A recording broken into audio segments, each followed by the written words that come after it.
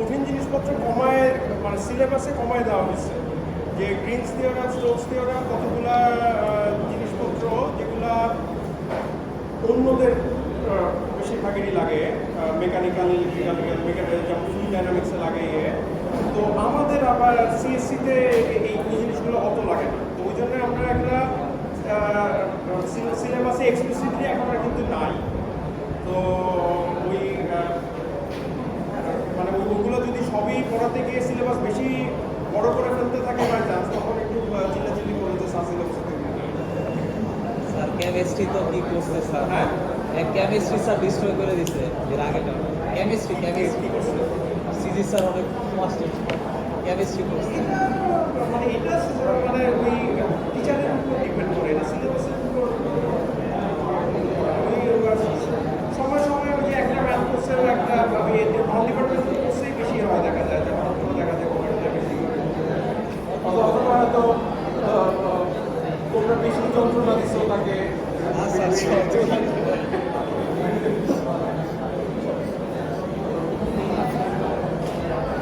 Anyway, আমরা আমাদের এটা শুরু করি। আচ্ছা, আমরা আচ্ছা, ফার্স্টে ক্লাস টেস্টের সিলেবাস, ক্লাস টেস্টে শনিবারে ক্লাস টেস্ট আছে। ক্লাস টেস্টের সিলেবাস তাহলে হচ্ছে হ্যাশিং থেকে শুরু করে আজকের ক্লাস পর্যন্ত, ঠিক আছে? ওকে, তো আমরা ইয়েগুলো একটু খেয়াল করো। হ্যাঁ, মানে ইয়েটা মানে কমপ্লেক্সিটির ব্যাপারটা কিন্তু একটু ডিফারেন্ট। যে আমরা এখানে অ্যালগরিদম ডিজাইন করছি না, আমরা আসলে প্রবলেমের হার্ডনেস প্রমাণ করার চেষ্টা করছি, একটু যেহেতু ডিফারেন্ট। এটা একটু ফলো করে যে লজিকটা যদি আত্মস্থ করে না ফেলতে পারো, তাহলে আবার ওই আরেক ক্লাস আগে গিয়ে এরকম মাথা। হ্যাঁ, আর যদি ইয়ে করে রাখো, হ্যাঁ, স্পেসিফিক রিডাকশন, স্পেসিফিক ইয়ে হয়তো একটু কঠিন থাকতে পারে, ওভারঅল লজিকটা এটা মাথার মধ্যে ঢুকে যাবে। হ্যাঁ, এটা নিয়ে কোনো সমস্যা হবে না। যে এনপি কমপ্লিট এগুলো কি, এগুলো আমরা একটা প্রবলেম এনপি কমপ্লিট প্রমাণ করতে আমাদের কি দেখাতে হবে, এই জিনিসগুলো তখন মাথার মধ্যে ঢুকে যাবে। আদারওয়াইজ যে কি করলে আমার একটা প্রবলেম হার্ড প্রমাণ হচ্ছে, এগুলোর লজিকগুলো কিন্তু তখন ভুলায় যায়, মানুষ উল্টা কাজটা করে বসে যায়। তো একটু খেয়াল করো। ওকে, তাহলে আমরা একটা প্রবলেম এনপি কমপ্লিট প্রুফ করতে কি করা লাগে সেটা দেখছিলাম। তাহলে এর একটা প্রবলেমকে এনপি কমপ্লিট যদি আমরা করতে চাই, তাহলে আমাদের দুইটা জিনিস দেখাতে হবে। ফার্স্ট অফ অল, যে প্রবলেমটা যে এনপি মেম্বার সেটা আমাদের দেখাতে হবে। প্রবলেমটা এনপি মেম্বার দেখানো, এনপির সংখ্যা কি? এনপি পলিনোমিয়াল ভেরিফাই করতে পারি না। এনপি হচ্ছে class of problems that are verifiable in polynomial type. তাহলে এই এন প্রবলেমটা এনপির মেম্বারকে আমাদের দেখাতে হবে যে যদি ওই প্রবলেমটার একটা সলিউশন আমাদের দেওয়া থাকে, ওই ইনস্ট্যান্সের একটা সলিউশন আমাদের দেওয়া থাকে, সেই সলিউশনটা কি একটা ভ্যালিড সলিউশন না, সেটা আমরা ভেরিফাই করতে পারবো ইন পলিনোমিয়াল। দেন সেকেন্ড কাজ হচ্ছে যে আমাদের একটা কোনো এনপি কমপ্লিট প্রবলেম খুঁজে বের করতে হবে, সে এল প্রাইম, যেইটাকে আমরা আমাদের প্রবলেমে রিডিউস করতে পারবো ইন পলিনোমিয়াল টাইপ। ঠিক আছে?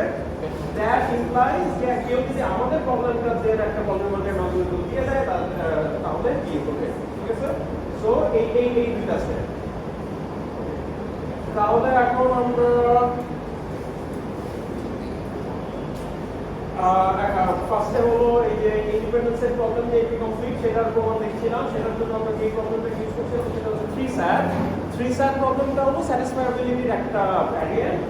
এখানে এগেইন একটা স্যাটিসফায়াবিলিটি একটা মূলের ফর্মুলা দেওয়া আছে, বাট ফর্মুলাটা হচ্ছে এই কনজেক্টিভ নরমাল ফর্ম বা সিএনএফ। তো কনজেক্টিভ নরমাল ফর্ম মানে হচ্ছে যে এটা হলো কতগুলো ক্লজের এন, এবং প্রতিটা ক্লজ মানে হচ্ছে যে কতগুলো লিটারালের অফ। তো 3 স্যাটের ক্ষেত্রে আরেকটা যেটা রেস্ট্রিকশন সেটা হলো যে কোনো ক্লজে 3টার বেশি লিটারাল থাকবে। ঠিক আছে? তাহলে এই আমরা মেনে নিচ্ছি যে 3 স্যাট প্রবলেমটা এনপি কমপ্লিট। আসলে স্যাটিসফায়াবিলিটি যে প্রবলেমটা সেইটা ওই ফর্মুলাকে, যে কোনো ফর্মুলাকে আসলে রিঅ্যারেঞ্জ করে এরকম 3 স্যাট সিএনএফ ফর্মে নিয়ে আসা যায়।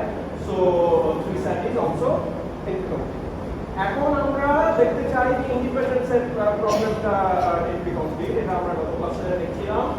ইন্ডিপেন্ডেন্সের প্রবলেম হচ্ছে যে একটা গিভেন গ্রাফ, এই গ্রাফের একটা সেট অফ ভার্টেক্সকে আমরা ইন্ডিপেন্ডেন্ট সেট বলবো যদি তাদের নিজেদের মধ্যে কোনো এজ না থাকে।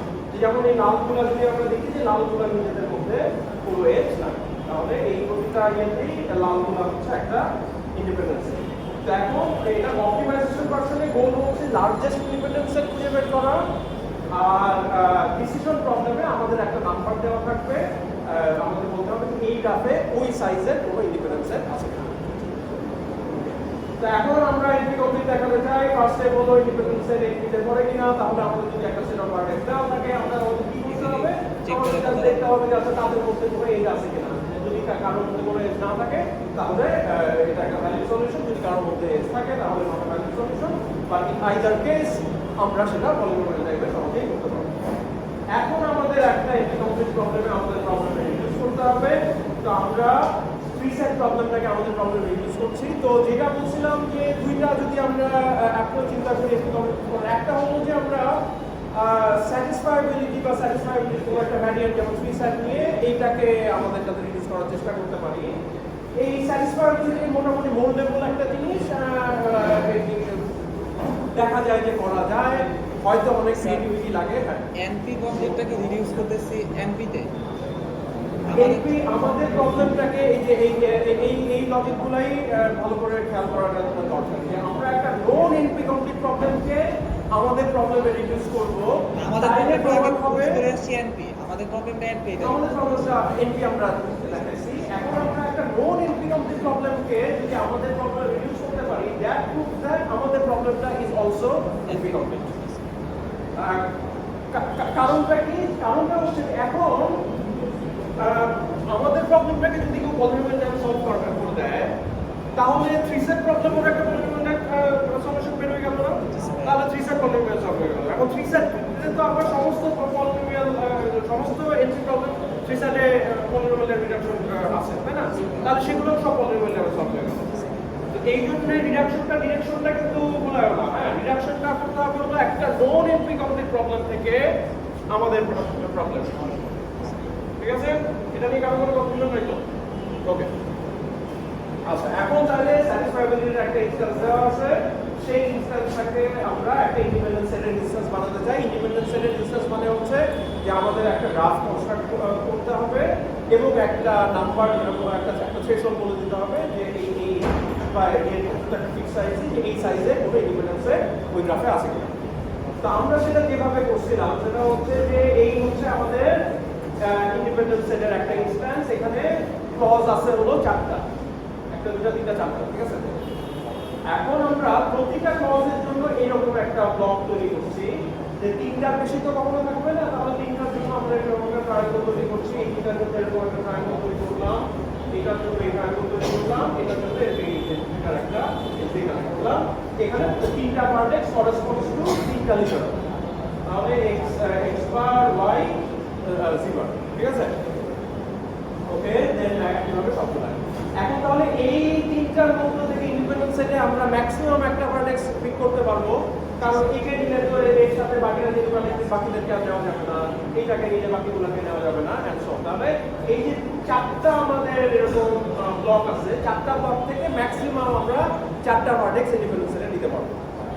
দেন আরেকটা কথা আছে, সেটা হলো যে এইখানে এই x কে যদি আমরা ফলস করে এই ইন্টারভালটাকে ট্রু বানাই, তাহলে তো আমরা আরেক জায়গায় গিয়ে x কে ট্রু বানাতে পারবো, তাই না? তাহলে এই যে কনস্ট্যান্টটা এটা আমাদের সামহাও এখানে রিলেট করতে হবে। সেই জন্য যেটা করা হচ্ছে যে এই x বারের সাথে x আমরা আবার একটা টেনে দিলাম, যেখানে যেখানে এই কমপ্লিমেন্টগুলো আছে x বারের সাথে x একটা টেনে দিলাম, y এর সাথে ওই y বার একটা n, y এর সাথে y বার একটা n, y এর সাথে y বার একটা n, y এর সাথে y বার একটা n। যত জায়গায় আমাদের এরকম অপোজিট লিটারাল আছে তাদের আমরা এসে কানেক্ট করে দিলাম, যাতে ইন্ডিপেন্ডেন্ট সেটের ক্ষেত্রে এরকম না হয় যে এখান থেকে সে x বার নিচ্ছে, এখান থেকে একটা x নিচ্ছে। সেটা হলো তো আমরা ওই স্যাটিসফায়াবিলিটির দিকে একটা কনফ্লিক্ট চলে আসে, ঠিক আছে? এখন আমরা ওই থ্রেশহোল্ড কত চুজ করবো, যে কত সাইজের ইন্ডিপেন্ডেন্ট সেট আমরা বুঝবো। এখানে যে চারটা ক্লজ আছে, এখানে আমরা চার সাইজের একটা ইন্ডিপেন্ডেন্ট সেট বুঝবো, ঠিক আছে? এখন কেউ যদি আমাদেরকে বলে দিতে পারে যে হ্যাঁ এখানে চার সাইজের একটা ইন্ডিপেন্ডেন্ট সেট আছে, এবং সেটা হচ্ছে উন্মুক্ত মুক্ত ভার্টেক্স, তাহলে আমরা সেখান থেকে এখানে একটা স্যাটিসফাইং অ্যাসাইনমেন্ট বানাতে পারবো। ঠিক আছে? কিভাবে এখন? আচ্ছা, তাহলে কনস্ট্রাকশনটা কি? Given an instance I of 3SAT, we create an instance TG of independent set as follows. We have T as a triangle for each clause, আর যদি দুইটা থাকে তাহলে তো একটা just set with vertices labeled by the clauses literals এবং has additional edges between any vertices that represent opposite literals। ঠিক আছে? আর ওই OG যেটা যে আমরা কত সাইজের ইন্ডিপেন্ডেন্ট সেট করছি সেটা is set to the number of clauses। ঠিক আছে? ওকে, এখন যদি আমরা এইখানে যে এখানে তো নাম্বার অফ ক্লজেস 4, তাহলে আমরা 4 সাইজের ইন্ডিপেন্ডেন্ট সেট করছি। এইখানে যদি একটা 4 সাইজের ইন্ডিপেন্ডেন্ট সেট থাকে, 4 এর চাইতে বড় ইন্ডিপেন্ডেন্ট সেট কি এই গ্রাফে সম্ভব? সম্ভব না, তো কারণ এই যে আমরা 4টা ব্লক করে দিয়েছি, প্রতিটা থেকে একটার বেশি তো আমরা নিতে পারছি না, তাই না? তাহলে 4 এর চাইতে বড় দেখাতে সম্ভব না। এখন 4 সাইজের যদি থাকে, সেগুলো হতে হবে যে এই প্রতিটা ব্লক থেকে একটা একটা করে তাহলে আসবে, যে এই তিনটার একটা, এই তিনটার একটা, এই তিনটার একটা, আলফা থেকে একটা। না না, 4 সাইজের কোনো একটা থেকে তো একের বেশি সম্ভব না। কাজে 4 সাইজের যদি হয়, এই মাস্ট বি দ্য কেস যে 4টা থেকে একটা করে আসছে।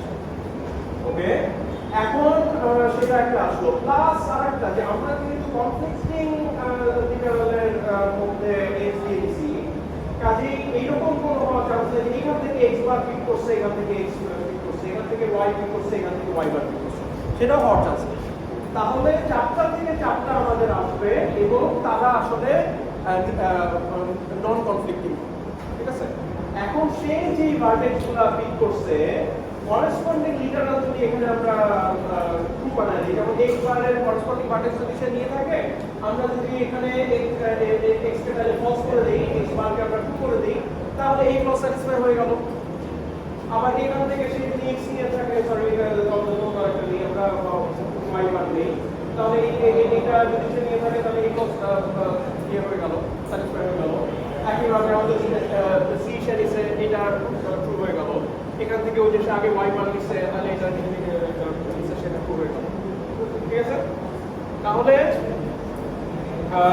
আমরা এখানে যদি 4 সাইজের থাকে, এখান থেকে তাহলে আমরা 4টা ক্লজকে স্যাটিসফাই করতে পারবো। ওকে, আচ্ছা, তাহলে এইটা তো আমাদের কনস্ট্রাকশন। এটা ওই যে কথাটা বললাম সেটাই বলছি, given an independent set S of G vertices in G, we need to efficiently recover a satisfied root assignment.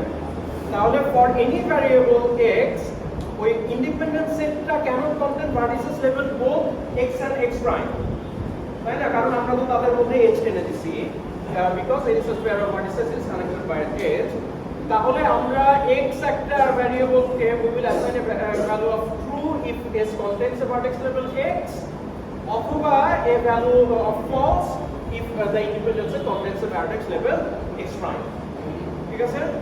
ওকে, আর এমন আসলে হতে পারে যে x প্রাইম কোনোটাই ইন্ডিপেন্ডেন্ট সেটে পড়ে নাই, তখন আমাদের যে কোনো একটা নিয়ে নিলেই হবে, কারণ তারা আসলে ওই ক্লজের স্যাটিসফাইবিলিটির দিকে কিছু কন্ট্রিবিউট করছে না। If s contains neither, then assign either value of x. Okay. Then lastly, since x has s has g vertices, মানে ইন্ডিপেন্ডেন্ট সেটটাতে যেহেতু g সংখ্যক ভার্টেক্স আছে, it must have one vertex per clause। ওই যে কথাটা বলে আসলাম যে ওই নাম্বার অফ ক্লজের সমান সেই যদি একটা ইন্ডিপেন্ডেন্ট সেট দেয় এবং প্রত্যেকটা থেকে তো একের বেশি আসার কোনো স্কোপ নাই, তাহলে প্রতিটা থেকে সে এক্স্যাক্টলি একটা করে দিছে। তাহলে সেটা যদি সে দেয়, the truth assignment satisfies those particular literals এবং that satisfies all clauses। ঠিক আছে? তাহলে এই এটা গেল। এখন এটা কি শেষ নাকি আমাদের আরো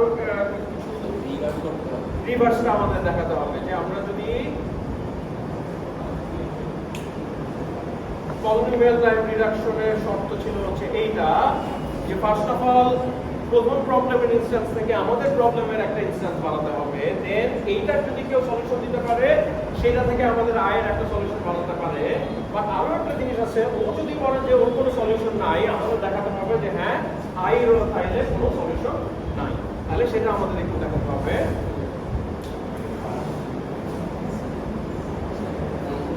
এটা হলো এইটা, if G if the graph G has no independent set of size G, তাহলে আই ফর্মুলাটা আনস্যাটিসফাইবল হবে, ঠিক আছে? তাহলে এইটা আসলে ইউজুয়ালি আমরা কন্ট্রাপোজিটিভ দিয়ে দেখালে দেখা যায় যে সহজ হয়। It's usually cleaner to prove the কন্ট্রাপোজিটিভ। That is if I has a satisfying assignment then G has an independent set of size G। মানে তারপর হলো যে এইটা যদি থাকে স্যাটিসফাই থাকে এখানে আমরা করতে পারবো। তো এটা কিভাবে আমরা করতে পারি যে ও স্যাটিসফাইং অ্যাসাইনমেন্ট হলে প্রতিটা ক্লজে তার এক বা একাধিক লিটারাল স্যাটিসফাই করা লাগছে, যে সে হয়তো এক্স প্রাইম ওয়াই দুটাকেই করছে। এখন এই দুইটাকে তো আমরা এখানে ইন্ডিপেন্ডেন্টলি নিতে পারবো না, বাট যে কোনো একটা নিলাম।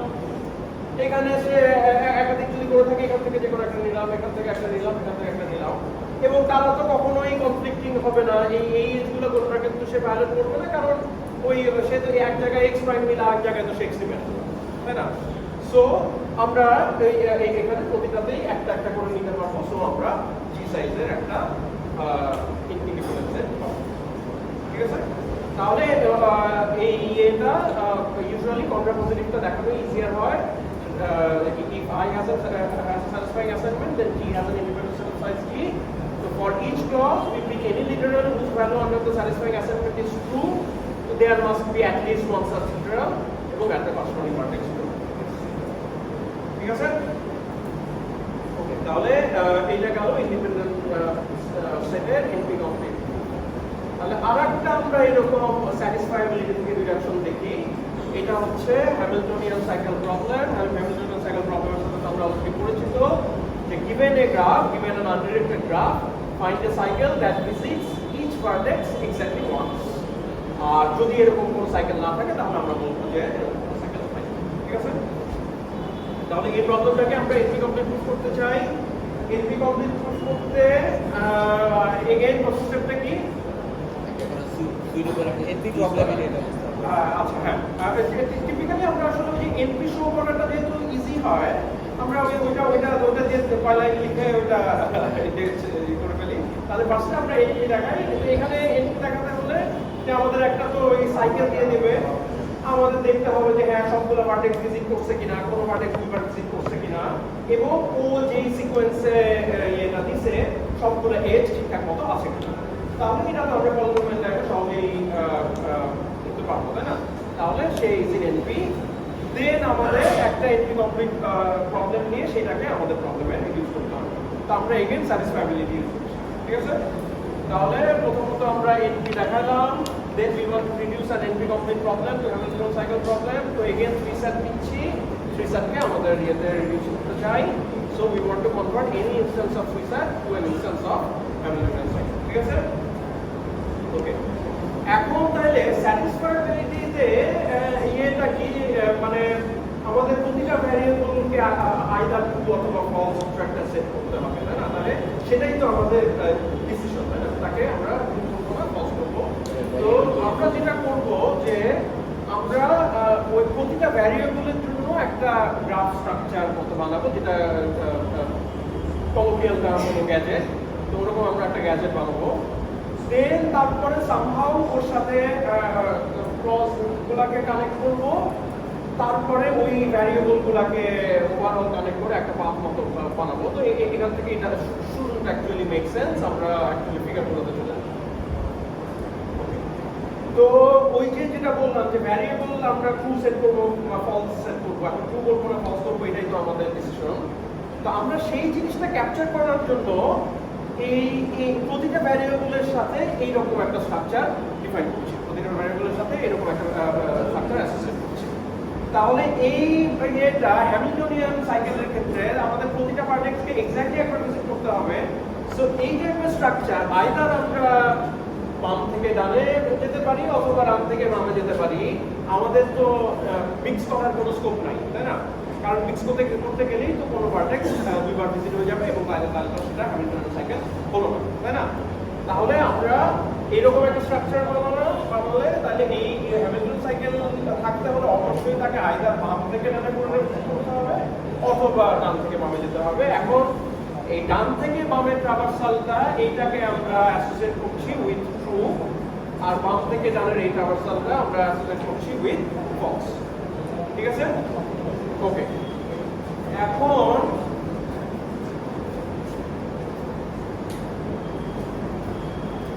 যে ধরা যাক এইরকম আমাদের ইয়ে আছে,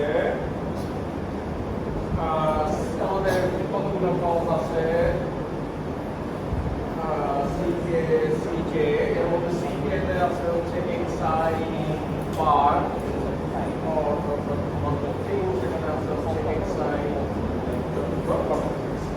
ওকে, তাহলে এরকম একটা ক্লজ আছে, এরকম একটা ক্লজ আছে, এখানে xi বার, এখানে xi।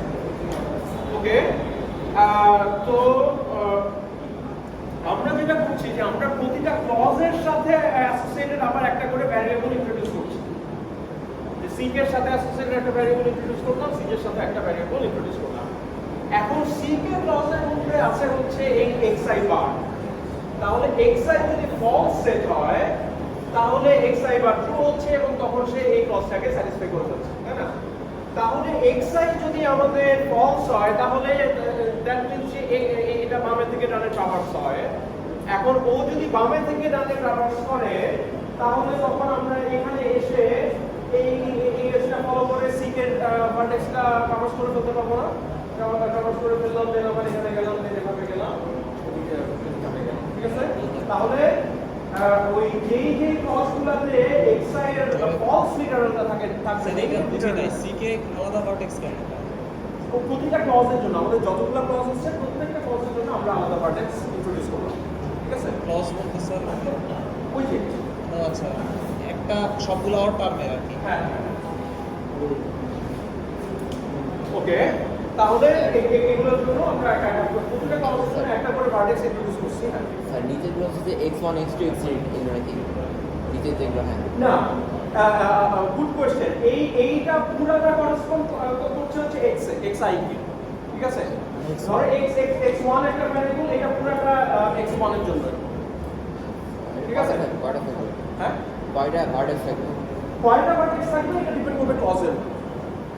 এটা মানে আমরা প্রতিটা ক্লজ লাগানোর মানে xi কে ইনক্লুড করে এইরকম প্রত্যেকটাকে অ্যাকোমোডেট করার জন্য যথেষ্ট থাকতেই হবে, ঠিক আছে? এটা সংখ্যাটা অত ব্যাপার না। ওকে, একটু আবার ফেরত আসি। তাহলে সিকে ক্লজটা xi যদি ফলস হয় তাহলে xi বা ট্রু, তাহলে তখন সিকে ক্লজটা স্যাটিসফাই হয়ে যাচ্ছে। তাহলে আমাদের এখানে ব্যাপারটা এমন যে xi যদি ফলস হয় তার মানে সেটা আমরা হলো যে এই বামে থেকে ডানে গেলে সেটা ফলস ইয়ে। এখন xi যদি ফলস সেট করি তাহলে আমরা বামে থেকে ডানে যাচ্ছি। এখন বামে থেকে ডানে যদি যাই তাহলে এখানে কি খুব সহজেই আমরা সিকের ভার্টেক্সটা ভিজিট করে তারপর আমরা এই পদ্ধতিতে থাকতে পারবো না? তাইলে আমাদের যতগুলো রকম ক্লজে xi নেগেটিভ লিটারাল থাকবে ততগুলোকে আমরা এইভাবে মানে এই বাম থেকে ডানে ঠিক আছে? আর ধরা যাক যে cj আরেকটা লিটারাল যেখানে আছে হচ্ছে এই xi এর পজিটিভ, সরি cj আরেকটা ক্লজ যেখানে আছে হচ্ছে xi এর পজিটিভ লিটারাল। তাহলে কি করব? তাহলে c এর জন্য যে ভার্টেক্সটা এটাকে আমরা এই ডান থেকে বামে এইভাবে অ্যাটাচ করব।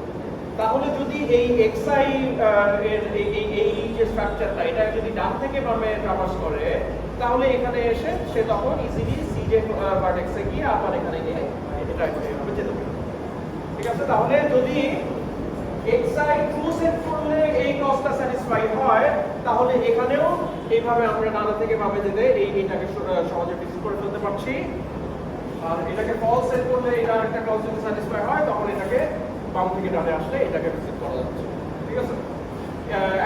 একটা ইয়ে হলো যে ধরো যে একটা ক্লজে পজিটিভ লিটারাল একটা ক্লজে নেগেটিভ লিটারাল, আমরা কিন্তু এই স্ট্রাকচার দিয়ে সিকে বোথকে আমরা ভিজিট করতে পারবো না, তাই না? কারণ একটাতে হলো আমাদের এই পাশ থেকে এই পাশে আসা লাগছে, একটাতে হলো যেতে হলে আমাদের এই পাশ থেকে এই পাশে যাওয়া আছে, এবং দুইটা করতে গেলে তো আমাদের কিন্তু ভার্টেক্স মাল্টিপল এক্সিকিউট হয়ে যাচ্ছে, তাই তো আমাদের হ্যামিল্টনিয়ানে সেটা হচ্ছে না। ওকে, এই পর্যন্ত ওকে। আচ্ছা, এখন আমাদের ওভারঅল স্ট্রাকচারটা হবে এরকম যে আমাদের প্রত্যেকটা ভ্যারিয়েবলের জন্য এরকম একটা স্ট্রাকচার থাকবে, x1 এর জন্য একটা, x2 এর জন্য একটা, x3 এর জন্য একটা, xn এর জন্য একটা করে তারপরে আমরা একটা স্টার্ট ভার্টেক্স নিলাম, একটা ডেস্টিনেশন ভার্টেক্স নিলাম।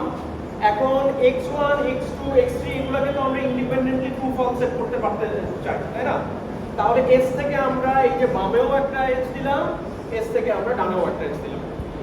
আবার এইখান থেকে আমরা যে x1 কে ট্রু করি ফলস করি, আমরা তো ইন্ডিপেন্ডেন্টলি x2 কে ট্রু ফলস করতে পারতে চাই।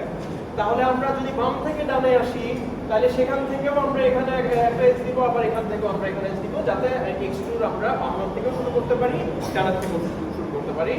আবার হলো যে এই পাশ থেকে এই পাশে যদি আমরা x1 এর ক্ষেত্রে যাই, তাহলে এই বাম থেকে বামেও আমরা একটা এজ দিলাম, আবার বাম থেকে ডানেও একটা এজ দিলাম। তাহলে এই স্টার্ট আর এন্ডের থেকে নেক্সট আর বোথ স্টার্ট আর এন্ডে এস থাকে। ঠিক আছে? ওকে, তাহলে ব্যাপারে এই সোফার কি দাঁড়ালো যে আমরা এস থেকে শুরু করলাম, দেন এক্স এর গুলাকে আইদার বাম থেকে ডানে বা ডান থেকে বামে গেলাম, তারপরে দেন এক্স টু গুলাকেও বাম থেকে ডানে বা ডান থেকে বামে গেলাম, দেন এক্স থ্রি গুলো বাম থেকে ডানে বা ডান থেকে বামে গেলাম, ফাইনালি এটা ডান থেকে বামে গেলাম, ইতে পৌঁছালাম, ই থেকে আবার এসে পৌঁছালাম। ঠিক আছে? তাহলে স্ট্রাকচার এরকম। এখন হলো যে এই ক্রস গুলাটা আমরা যদি আগের মতো করে কানেক্ট করে দিই, তাইলে আমাদের হয়ে যাবে। ওকে, C1 একটা আছে, এটা C1 টা মানে হচ্ছে আমাদের x1 এর তাহলে x1, তারপর সেটার সাথে আছে হচ্ছে C2 হলো আমার এখান থেকে ফলস, তাহলে x1 এর ফলস, এর সাথে আছে হচ্ছে x2 এর ভার্সনটা, আর থার্ডটাতে আছে হচ্ছে আমাদের x3 ফলস ভার্সন, না ফলস ভার্সন। তাহলে এই যদি আমাদের এটা হয়, তাহলে এটা আমার C1, এটা C2, এটা হচ্ছে C সো এই C1 এর আমার আছে x1 ট্রু ভার্সনটা, তাহলে আমি ডানে থেকে বামের ওরিয়েন্টেশনে এইভাবে আমি কানেক্ট করে দিলাম। দেন C2 তে আছে হচ্ছে এর নেগেটিভটা, তাহলে এইভাবে করতে হবে, তাহলে x1 দিয়ে এখানে এসে এটা এভাবে আমি কানেক্ট করলাম। দেন C2 তে আবার x2 এর একটা পজিটিভ আছে, তাহলে ডান থেকে বামে এইভাবে তাকে কানেক্ট করলাম। দেন C তে আছে x3, এটা ফলস ওরিয়েন্টেশনে, তাহলে এটাকে এভাবে কানেক্ট করে দিলাম। ঠিক আছে? এখন তাইলে কি দাঁড়ালো যে যদি এইটার একটা এটা যদি স্যাটিসফায়াবল হয়, তাহলে এই x1 টাকে ট্রু করলে হচ্ছে, তাহলে এটাকে আমরা এই ডান থেকে বামে গেলাম, এটা ভিজিট করলাম, এখানে চলে আসলাম। দেন তারপরে x2 এর ক্ষেত্রে গেলাম, x2 টা আমরা তো এই C2 কে আর x1 দিয়ে স্যাটিসফাই করতে পারলাম না, তাই না? তাহলে আমাদের x2 দিয়ে স্যাটিসফাই করতে হয়েছে। তাহলে x2 কে আমরা যদি আবার 2 দিয়ে করি, তাহলে এখান থেকে আমরা ডানে যাব, ডানে গিয়ে পাশে গিয়ে এখানে আসলাম, এটা স্যাটিসফাই হয়ে গেল, এখানে গেলাম। তারপরে আসলো হলো c কে কথা, c কে আমাদের স্যাটিসফাই করতে x3 নেগেটিভটা নেওয়া লাগবে। তাইলে x3 নেগেটিভ নিলে আমরা তাহলে এখান থেকে এখানে গেলাম, এভাবে আসলাম, এখানে এসে এটাকে ট্রাভার্স করলাম, এখানে আসলাম, দেন বাকিগুলো ট্রাভার্স করে টুলে পৌঁছালাম। ঠিক আছে? তাহলে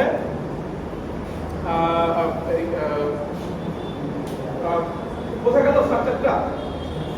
সো আমাদের ওই পাথ এনকোডস ওই একটা ভ্যারিয়েবলের স্ট্রাকচার যে পাথটা, সেই পাথটা encodes the truth assignment for the variables. For there to be Hamiltonian cycle, we have to visit every clause node. ওই ক্লজ নোডগুলো তো আমাদের সবগুলোকে তো আসলে ভিজিট করতে হবে। So we can only visit a clause if we satisfy it by setting one of its true. Hence, if there is a Hamiltonian cycle, there is a satisfying assignment. আর কনভার্সটা কি? কনভার্সটা হচ্ছে যে যদি স্যাটিসফাইং অ্যাসাইনমেন্ট থাকে তাহলে হ্যামিল্টনিয়ানও থাকবে, তাই না? সেটার ইয়েটা কি, যেটা আসলে আমরা অলরেডি ফলো করে গেলাম, যে x1 যদি ট্রু সেট করি তাহলে তখন এই যে এখান থেকে গেলে এটা হয়ে গেল। দেন x2 ট্রু সেট করছি, এটা এই পাশ থেকে পাশে হয়ে গেছে।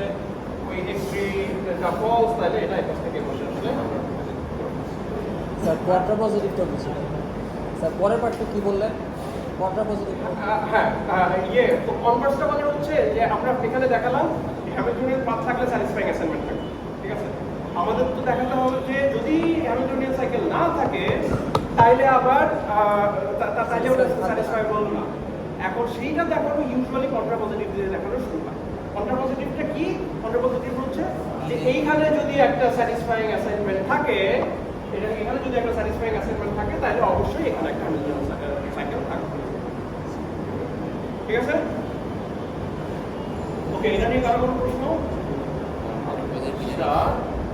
তাহলে এই দুইটা রিডাকশন আমরা দেখলাম, এটা হলো স্যাটিসফাইবিলিটি থেকে। তো স্যাটিসফাইবিলিটি থেকে রিডাকশনগুলো মানে আসলে যখনই এক টাইপের প্রবলেম থেকে অনেকটা ভিন্ন টাইপের একটা প্রবলেমের মাধ্যমে আমাদের কনভার্ট করতে হবে, তখন তো অনেক ক্রিয়েটিভিটি আসলে একটু লাগবে, তাই না? তো স্যাটিসফাইবিলিটির ক্ষেত্রে যেটা করতে হবে, স্যাটিসফাইবিলিটিকে বিভিন্ন ধরনের প্রবলেমে কনভার্ট করে ফেলা যায়। বা পরীক্ষায় কি আমাদের একটা আননোন প্রবলেম দেওয়া থাকে, ওইটাকে স্যাটিসফাইবিলিটি করতে হবে? হ্যাঁ, পরীক্ষার মধ্যে কিছু এরকম থাকে যে একটা আননোন প্রবলেম দেওয়া আছে, ওইটাকে আমার স্যাটিসফাইবিলিটি দিয়ে আগে আপনার এই তুমি বারবার উল্টা বলছো, তো মানে মাথার মধ্যে উল্টা, মাথার থেকে উল্টা জিনিসটা বাইর করতে হবে। হ্যাঁ, আমরা আননোন প্রবলেম, একটা নতুন একটা প্রবলেমকে যদি এনপি কমপ্লিট প্রুভ করতে চাই, তাইলে একটা নন এনপি কমপ্লিট প্রবলেমকে, যেমন স্যাটিসফাইবিলিটিকে আমাদের প্রবলেম, ঠিক আছে? মানে এটা উল্টাই না যায়। হ্যাঁ, উল্টাটা কিন্তু ডাজন্ট প্রুভ এ থিং। হ্যাঁ, উল্টা কাজটা আমি করলাম, আমি তো জানি না যে অন্যভাবে আমার প্রবলেমটা সলভ করার সলিউশন আছে কিনা। হ্যাঁ, রাইট রাইট। আর ওইটা যে কঠিন সেটা তো অলরেডি। আচ্ছা, তাহলে আমরা এক্সামে কি এরকম প্যাটার্নের কোশ্চেন হবে? এক্সামে নিশ্চয়ই অ্যাটলিস্ট ফাইনাল এক্সামে একটা রিডাকশন তো দিবই। এখন সেই রিডাকশনটা মানে স্যাটিসফাইবিলিটি থেকে রিডাকশন অনেক ক্ষেত্রে একটু কঠিন দেখা যায়, হয়ে যায়। এখন সেটা যদি দেই, হয়তো পরিচিত কিছুই আমার দিতে হবে, আদারওয়াইজ ওই 15 মিনিট 20 মিনিট বা আধা ঘন্টায় বের করে ফেলবে অনেকেই, এটা হয়তো এক্সপেক্টেড না। এরকম যদি সুটেবল কিছু পাই, যদি দেই, তাইলে বুঝবা যে ভয় পাওয়ার কিছু নেই, একটু চিন্তা করলেই বের হয়ে আসবে। হ্যাঁ, বাট হ্যাঁ, মানে ইউজুয়ালি স্যাটিসফাইবিলিটি থেকে রিডাকশন একটু হয়। তবে রিডাকশন একটা থাকবে, বাট রিডাকশন অন্য টাইপের রিডাকশন। এইখানে হচ্ছে যে আমরা আসলে প্রথমে যেটা করি যে সিমিলার একটা প্রবলেম খুঁজে বের করি, তারপরে সেইটা থেকে দেখা যায় যে রিডাকশনটা আমাদের অনেক সহজ হয়ে যায়। যে আমরা যদি ফার্স্টে যে প্রবলেম খুঁজে খুঁজে যে আমাদের প্রবলেমের সাথে সিমিলার একটা প্রবলেম বের করতে পারি, তখন দেখা যায় যে সেই প্রবলেম থেকে আমাদের প্রবলেম রিডিউস করাটা সহজ হয়ে আসে। এখন আমরা সেই রকম রূপে যাচ্ছি, ঠিক আছে? সো আমরা হ্যামিল্টনিয়ান সাইকেল এনপি কমপ্লিট এটা তো দেখলাম। এখন আমরা next traveling sales person problem, এটা যে এনপি কমপ্লিট এটা প্রুভ করতে চাই। ট্রাভেলিং সেলস পারসন প্রবলেম সাথে কি আমরা পরিচিত? ওকে, গুড। তাহলে আমরা আমাদের ট্রাভেলিং সেলস পারসন প্রবলেমে আমাদের একটা কমপ্লিট গ্রাফ দেওয়া থাকে, তারপরে প্রতি পেয়ার অফ গ্রাফের প্রতি পেয়ার অফ ভার্টেক্সের মধ্যে আমাদের একটা এজ আছে। এখন আমাদের গোল হচ্ছে একটা ট্যুর বের করা যেটা visits every vertex exactly once, এবং অপটিমাইজ ভার্সনে আমাদের গোল হচ্ছে কস্ট মিনিমাইজ করা। যে এরকম যদি আমরা দেখি 10, 5, 4, 7, এটাকে আমরা 12 বললাম, তাহলে একটা ট্যুর যেটা visits every vertex exactly once, তাহলে এখান থেকে ঘুরে আমাদের এখানে ফেরত আসলো। আর অপটিমাইজেশন ভার্সনের ক্ষেত্রে আমাদের গোল হচ্ছে যে মিনিমাম কস্টের ট্যুর খুঁজে বের করা। আর ডিসিশন ভার্সনে আমাদের আর একটা ভ্যালু দেওয়া থাকবে, আমাদের বলতে হবে যে এর চাইতে কম বা ইকুয়াল কস্টের কোনো একটা ট্যুর আছে কিনা। যেমন এখানে যদি এটা 15, 19 আর সাথে 26 বলে দেই, তাইলে 26 কস্টের ট্যুর এখানে একটা আছে, ঠিক আছে? ওকে, তাহলে টিএসপি হচ্ছে যে আমাদের একটা গ্রাফ দেওয়া আছে, একটা কস্ট ফাংশন দেওয়া আছে এবং একটা থ্রেশহোল্ড দেওয়া আছে। তো আমাদের প্রশ্ন হচ্ছে যে এই গ্রাফে এর চাইতে ছোট বা সমান কস্টের কোনো ট্রাভেলিং সেলস পারসন আছে কিনা, ঠিক আছে? ওকে, এখন এটাকে আমরা এনপি কমপ্লিট প্রুফ করতে চাই। এনপি কমপ্লিট প্রুফ করতে প্রথমে আমাদের এনপি দেখাতে হবে। এনপি দেখাতে হলে এখানে কি আমাদের সলিউশনটা কি ফর্মে থাকবে? একটা একটা টুল দিয়ে দিবে সে।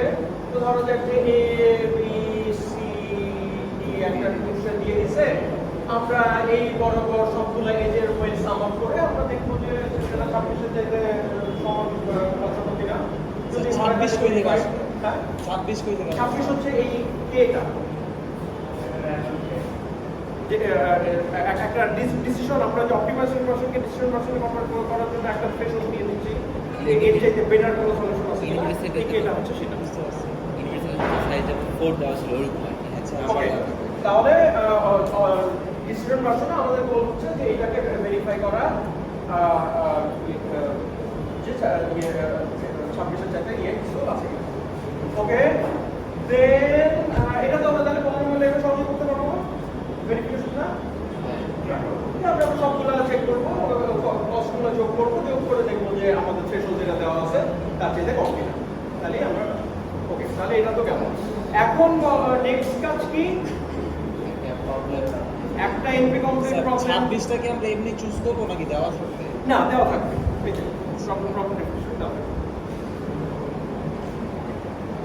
এখন নেক্সট কাজ হচ্ছে একটা নন এনপি কমপ্লিট প্রবলেম নিয়ে সেইটাকে ম্যাপ করে আমাদের Reduce করা। TSP তে রিডিউস করা তো এখন আমরা একটু যে সিমিলার প্রবলেম কিছু চিন্তা করার চেষ্টা করি কোন প্রবলেম কি মাথায় আসে কোন এনপি কমপ্লিট প্রবলেম যেটা similar to hours shortest path আসলে এনপি কমপ্লিট না পি প্রবলেম আমাদের একটা এনপি কমপ্লিট লাগবে ফার্স্ট অফ অল এনপি কমপ্লিটের মধ্যে কোন প্রবলেমকে আমরা চিন্তা করতে পারি যে যেটা sound similar to TSP right Hamiltonian cycle আমরা চিন্তা করতে পারি যে সাম লেভেলে মিল আছে না যে হ্যামিল্টনিয়ান সাইকেলে আমরা প্রতিটা ভার্টেক্সকে এক্স্যাক্টলি একবার ভিজিট করছি এখানেও প্রতিটা ভার্টেক্সকে এক্স্যাক্টলি একবার ভিজিট করছি পার্থক্যটা কোথায় পার্থক্যগুলো কোথায় একটা হচ্ছে কস্ট যে টিএসপি তে কস্ট আছে হ্যামিল্টনিয়ানে কোনো কস্ট ছিল না আর একটা পার্থক্য কি এটা মিনিট কে দিল আর কি আর রাইট এখানে একটা থ্রেশহোল্ডের ব্যাপার আছে হ্যামিল্টনের তো জাস্ট ওই হ্যামিল্টনের সাইকেল আছে কিনা সেটা ইয়ে থার্ড আর একটা পার্থক্য সবগুলো কিন্তু হ্যামিল্টনের এরকম করতে হয় তাই না ওখানেই হচ্ছে আমাদের মিলটা যেটার ভিত্তিতে আমরা রিডিউস করতে যাচ্ছি এখন আমরা আর কি পার্থক্যগুলো একটু হাইলাইট করছি আরেকটা হলো ওই যে কমপ্লিটের ব্যাপারটা টিএসপি তে আমাদের প্রতি পেয়ার অফ ভার্টেক্সের মধ্যে একটা এজ আছে যে গ্রাফটা টিএসপির জন্য কমপ্লিট হয় আর হ্যামিল্টনের ক্ষেত্রে ওটা একটা জেনারেল গ্রাফ ঠিক আছে ওকে তাহলে এখন আমাদের গোল হচ্ছে যে হ্যামিল্টনিয়ান সাইকেলের প্রবলেমের একটা ইনস্ট্যান্স দেওয়া থাকলে সেখান থেকে আমরা টিএসপি কমপ্লিট বলতে কি বুঝাইছেন বুঝলেন হ্যাঁ কমপ্লিট বলতে কি বুঝাইছেন আমাদের টিএসপি এর জন্য গ্রাফটা কমপ্লিট হতে হয় না হ্যাঁ সবার সাথে সবার সাথে সবার এজ থাকতে হবে ওকে তাহলে আমাদের গোল হচ্ছে যে হ্যামিল্টনিয়ান সাইকেল প্রবলেমের যে কোনো একটা ইনস্ট্যান্স দিয়ে দেওয়া থাকলে সেখান থেকে আমরা টিএসপি এর একটা ইনস্ট্যান্স বানাতে চাই সো ধরা যাক যে এরকম একটা আমাদের হ্যামিল্টনিয়ানের ইনস্ট্যান্স দেওয়া আছে আমরা এটা থেকে টিএসপি এর একটা ইনস্ট্যান্স বানাতে চাই টিএসপি ইনস্ট্যান্স বানাতে হলে আমাদের গ্রাফটাকে কমপ্লিট বানাতে হবে এজ এর ওয়েট দিতে হবে এবং একটা থ্রেশহোল্ড সেট করতে হবে এমন ভাবে যাতে ওই টিএসপি ইনস্ট্যান্সটা কেউ যদি সলভ করে দেয় তার সলিউশন দেখে আমরা বলে দিতে পারবো যে আমাদের এই হ্যামিল্টনের ইনস্ট্যান্সটায় কোনো হ্যামিল্টন সাইকেল আছে কি না ঠিক আছে যে এইটা তো আমাদের হ্যামিল্টনের একটা ইনস্ট্যান্স এইখান থেকে আমরা টিএসপি এর একটা ইনস্ট্যান্স বানাবো কিভাবে বানাবো এটা কিন্তু আমাদের হাতে ঠিক আছে আমরা এমন ভাবে এটা বানাই দিব যাতে এই টিএসপি ইনস্ট্যান্সে কেউ যদি সলিউশন একটা দিয়ে দেয় আমরা সেখান থেকে এই অরিজিনাল গ্রাফে হ্যামিল্টনিয়ান সাইকেলের একটা সলিউশন বের করতে পারবো আর ও যদি বলে যে না টিএসপি এর এটা সলিউশন নাই তাহলে আমরা বলে দিব যে আমাদের হ্যামিল্টনিয়ানের সলিউশন নাই ঠিক আছে ওকে তাইলে এখন আমাদের ফার্স্ট অফ অল গ্রাফটাকে তো আমাদের কমপ্লিট বানাতে হবে তাই না তাইলে এইগুলো আমরা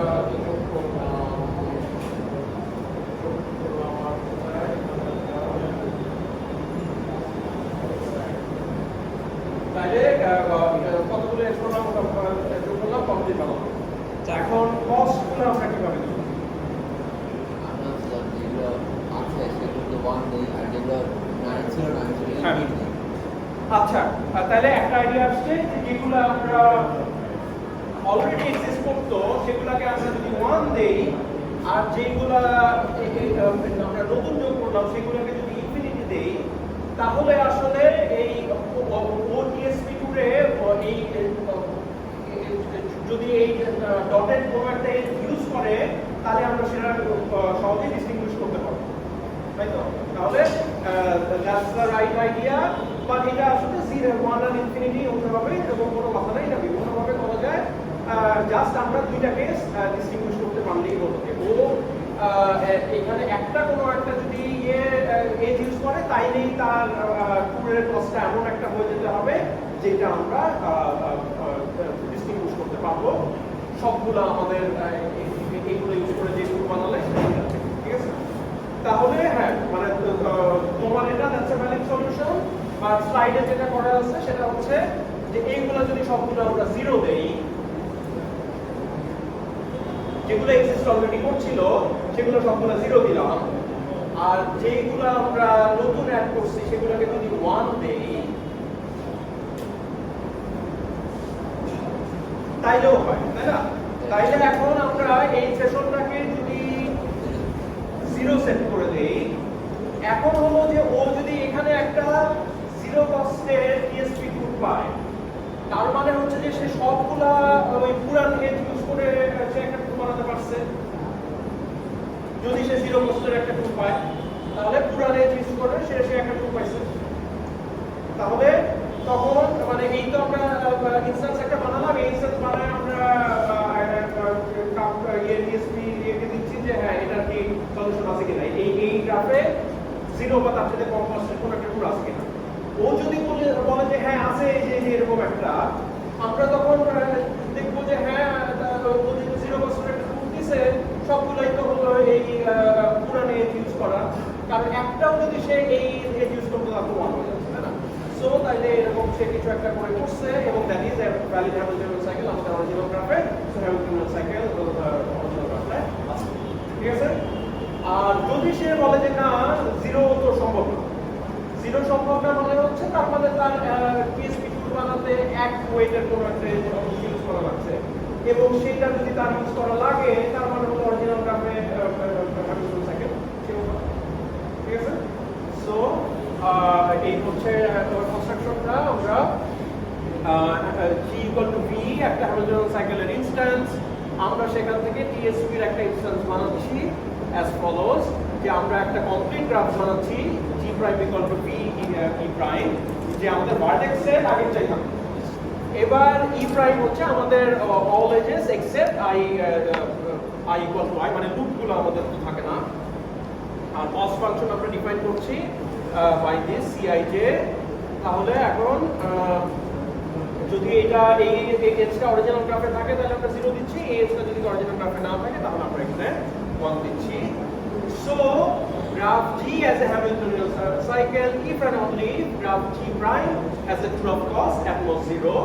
তো এখন যদি অরিজিনাল গ্রাফে হ্যামিল্টনিয়ান সাইকেল থাকে তাহলে তো আমরা ওই সেই এজগুলো নিয়ে একটা G prime এ একটা টুল বানাই ফেলতে পারছি অফ কস্ট 0। তাহলে এটা একটা ডিরেকশন। আরেকটা ডিরেকশন হচ্ছে যে G prime এর যদি একটা TSP2 থাকে অফ কস্ট 0, তার মানে সেই সবগুলো পুরানো এজ ইউজ করেই করছে এবং পুরানো এজগুলো তো আমাদের অরিজিনাল গ্রাফে ছিল, তো আমরা সেইগুলো করে একটা হ্যামিল্টনিয়ান সাইকেল তাহলে বানাই ফেলতে পারি, ঠিক আছে? তাহলে আমাদের ইফ এন্ড অনলি ইফ হয়ে গেল।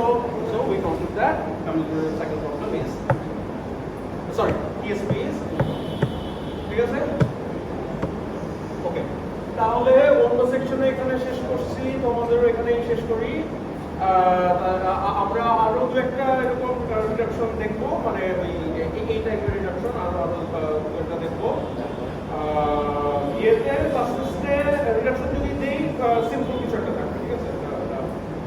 মানে স্যাটিসফাইবিলিটি থেকে ওই রকম কমপ্লিকেটেড কিছু সিকিউর মধ্যে। ওকে, ঠিক আছে, তাইলে শেষ করি আজকে। কি টপিক আছে? হ্যাঁ, এরপর কি টপিক আছে? ও এর পরে বলতে এনপি কমপ্লিটেন্সের পরে, এনপি কমপ্লিটেন্সের পরে যে আমরা ধরো যে একটা প্রবলেম আমরা পলিনোমিয়াল অ্যালগরিদম ডিজাইন করার চেষ্টা করলাম, করে দেখলাম পারছি না, তারপর সেটা এনপি কমপ্লিট প্রুফ করলাম যে এটা পলিনোমিয়াল অ্যালগরিদম আনলাইকলি। তখন কি আমরা ওই প্রবলেম নিয়ে কাজ করা ছেড়ে দিব? কিছু একটা প্রবলেম যে অপটিমাল সলিউশন না পেলেও আমাদের তো কিছু একটা সলিউশন বিয়ে করা দরকার।